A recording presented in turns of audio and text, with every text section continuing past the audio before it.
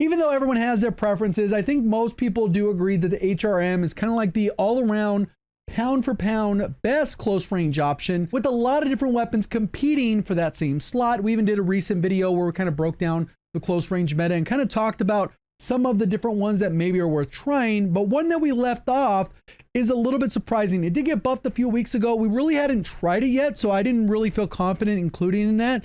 But I think after using it for a few hours, I can say that it's definitely a good option and it's very fun. And that is the WSP Stinger. Regardless, if we look at true game data, we can see that you're going to get on average of 13 shots to kill, unless you somehow manage to get 6 shots to the neck and the head, and that'll bring it down to 12, which gives us a 480 TTK, and we can see that there. Sim.gg is back, so we can also see it there. We got another 480 on the screen, or you can go ahead and bookmark the spreadsheet, which also highlights it in the description, as I generally keep updated. Usually right after an update, I'll do some basic manual testing, and then once it gets data mined or whatever, then I go ahead and update it if there's any issues. So it's pretty up to date right after an update. So we can see right here, the WSP Stinger goes up to 480 in Akimbo. And I already talked a little bit about this on Twitter, but I want to go ahead and kind of give you a breakdown of where the weapon sits.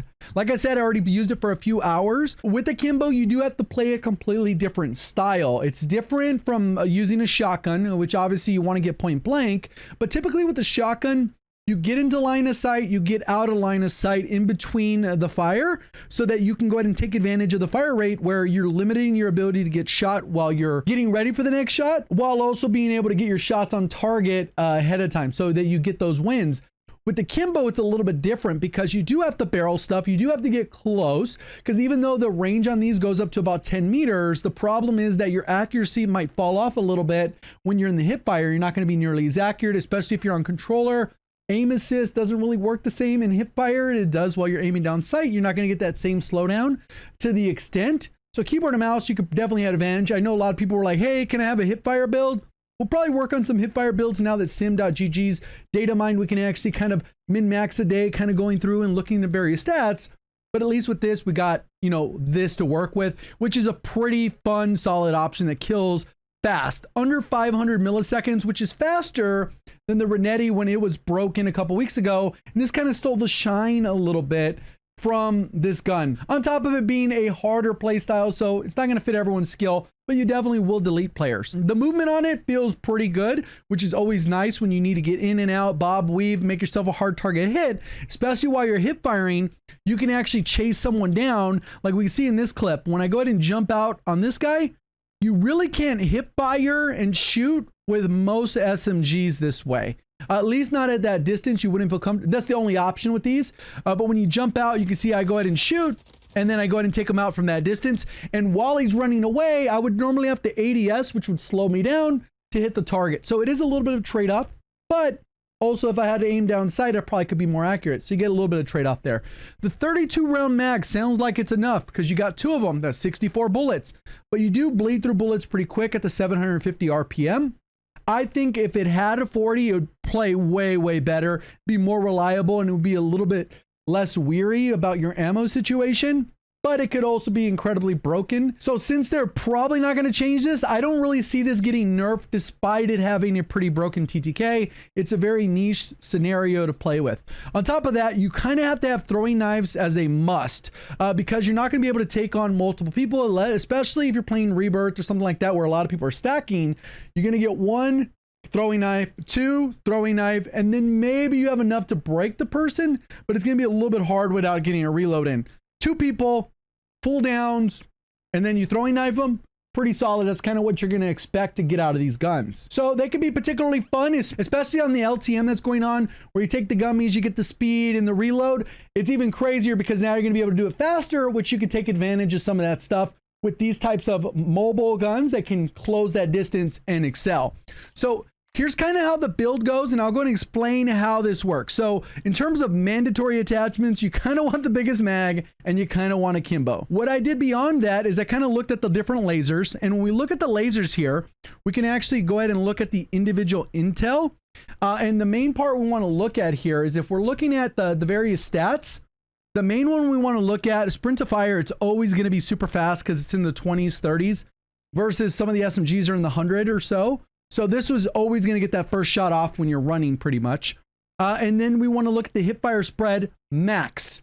It could be tempting to go with the min, but the min is generally when you're standing still, not mobile. Even if you crouch, you can get a little bit tighter sometimes. But when you jump, when you move, when you slide, the crosshairs spread out. When you fire the weapon, the crosshairs spread out. So we're really trying to solve for the hipfire spread max, this 4.7 number that we have here. And then what I've done is I kind of went through these each one by one. You can see, ooh, this one would be great. We'd have like a dot when we're standing still. But if we're moving, we get a huge penalty of 30%. Not that good. We can go to continue down. Here's another good one. It said Verdun hook. We get down to 4.2. It's 11%, and it even helps the sprint to fire time. And the problem with this one is it does have a visible laser. Not a huge deal, but you're already kind of at a disadvantage. You want them to be able to close the distance. You want them to run up on you. If you have lasers, they're going to be much less likely to run up on you when they see two Akimbo lasers, especially if they're an even average to above average player. So that one we'll save for now. You go ahead and continue down. We get another one, the X10 sidearm. It's still giving us those benefits. Obviously, we're not getting the improvement to sprint to fire, but 30 is still stupid fast. We don't really need that. We don't really need to improve that. So this one, 1911 and no visible laser. So this is huge. And then we can look to see if there's anything else. And there's really not much. We get another one, the 1 milliliter, but this one has a laser. It'll help the sprint to fire by 7%, but in reality, that's 2 milliseconds. That is nothing, basically nothing. So now we've had 3 attachments that essentially are the ones we need to use. If you really want to go all in on the muzzle stuff, there's actually a muzzle that helps with the hipfire spread. In this particular case, you get the benefits here, but you're not going to get the negative because the ADS, you don't ADS with the Akimbo, so it doesn't even matter. So in this particular case, it's essentially a free attachment with no other penalties. So what we can do is get a fair comparison. We could take off the attachment to see which one's going to help our bullet velocity and range the most.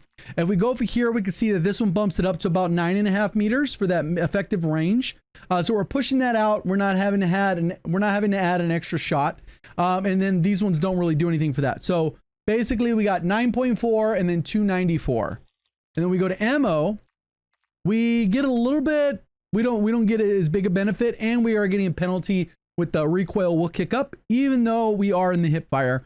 Let's see if we got this one. If you really want bullet velocity, you can go this way. So it kind of leans us to one option again, unless you want to put on a stock. And the stocks don't really help with anything but recoil and hurt the hipfire. So the only real attachment you can change here is the muzzle, and you'd either put that to ammunition or you could put it to a suppressor. Something along those lines, maybe get a little bit more range, but this is how it ends up working out. So you can kind of use it here. And if I hold one and I hold one, that's kind of how it works. You can see that when you move, the crosshairs don't spread a ton. When you fire, you can see how they split up. That is a part of that max part that we were talking about. So you're not getting a lot for movement. You can see when you jump, it goes up. When you slide, look at how wide it goes when sliding. Obviously, you're going to close the distance. And that's why the max is so important. It's not the best hipfire spread, but it's okay. There's also a secret setting, or at least one they added after the fact. I'm not sure what season they added this in, but they added the Akimbo behavior. You can actually switch this to paired. So each weapon is fired together using the same input. So this will make it feel like if I hold the left, they both fire. If I hold the right, they both fire. So it basically makes it so that they fire in unison. And that works for a fully auto like this. It just gives you one less thing to think about. And it keeps your ammo in sync. I would imagine it would work a little bit different. I haven't really played enough with this setting to see if there's flaws with it. If you do run this setting or you tried it and there are flaws, let me know in the comments so I can go ahead and kind of check that out and bring awareness to that so it could be fixed. Because realistically, I think, you know, it works out that way. Again, a fun gun to try out. Let me know your thoughts down in the comments. If you liked the video, hit the like button, subscribe with notifications on if you want to find your way back. Appreciate all the support. Thank you for watching as always. Have a great day.